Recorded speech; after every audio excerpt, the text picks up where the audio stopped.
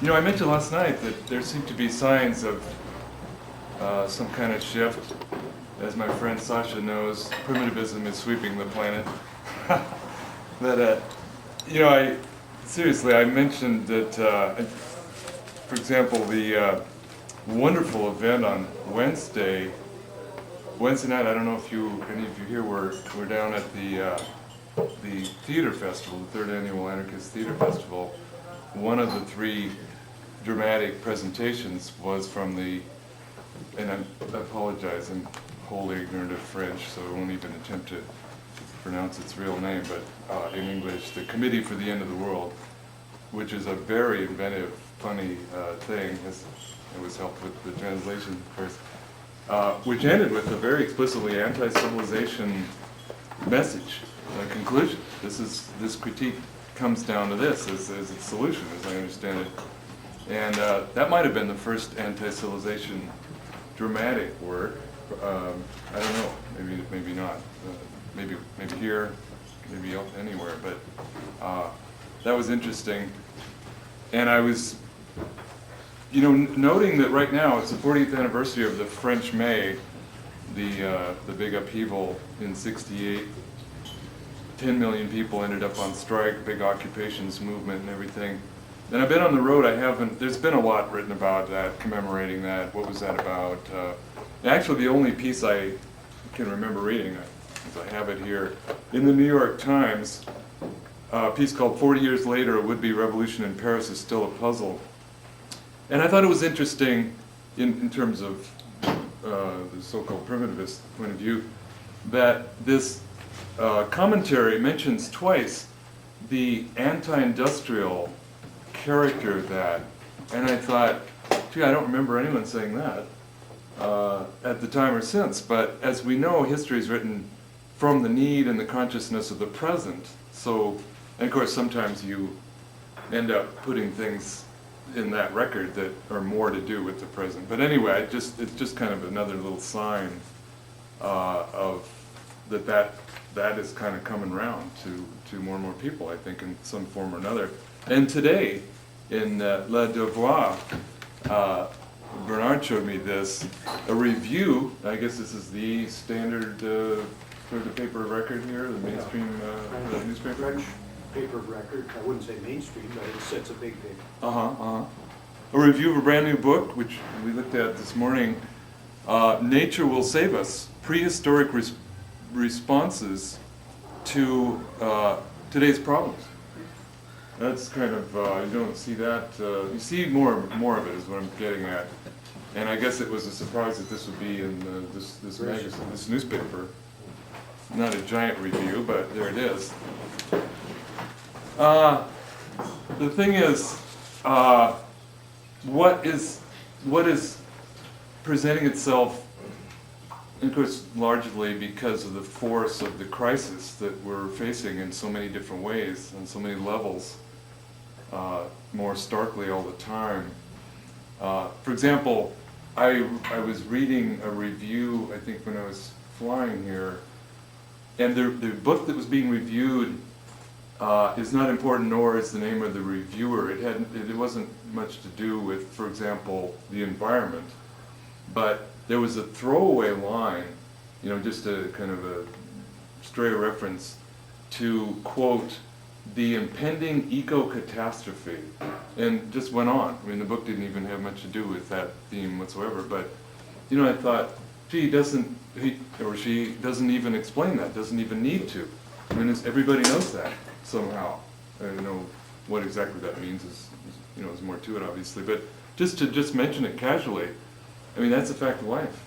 And that disaster is already unfolding, as we know, in so many ways, in terms of the physical environment. And yet, you know, I just feel it important to mention, since everything is a matter of alternatives, you know, it's the choice one makes in different ways, apropos of what is happening and what may be required to really confront it effectively, that there are people that are really upset with the questioning of what are we about? What do we have to do with this? We are getting close to the edge. And not only in terms of the environment, but the more and more really pathological things, especially in some places. I mean, I know there are big cultural differences between Canada and the US. This is not a gun-crazy society, for example. But in the most developed countries, we're starting to see really frightening things. And I'm not going to go down a list of either what's happening to outer nature or inner nature. I mean, a lot of it's pretty well known.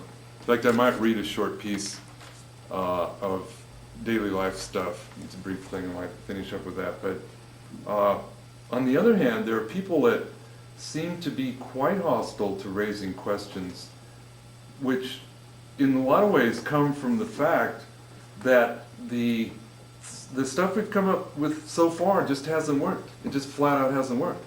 Things are getting worse. And sadly, there's no reason to think they're going to start working, the same old stuff. And I'm talking about the left, principally. And I'm from the left. I was a labor organizer years ago. But Noam Chomsky, for example, who makes definitely a contribution in the area he writes about the most, he wrote to one of our editors about a week ago, Green Anarchy editor, and he said, this is a quote, "Anarcho-primitivism," which is another word for primitivism, neo-primitivism, green anarchy, civilization critique, lots of terms for roughly the same thing. Anarcho-primitivism is the call for the genocide of billions of people. I mean, that's outrageous. You know, even if you tried to assert it's the unintended consequence of that, that would be a remarkable thing to say. I think it's a dishonest thing to say.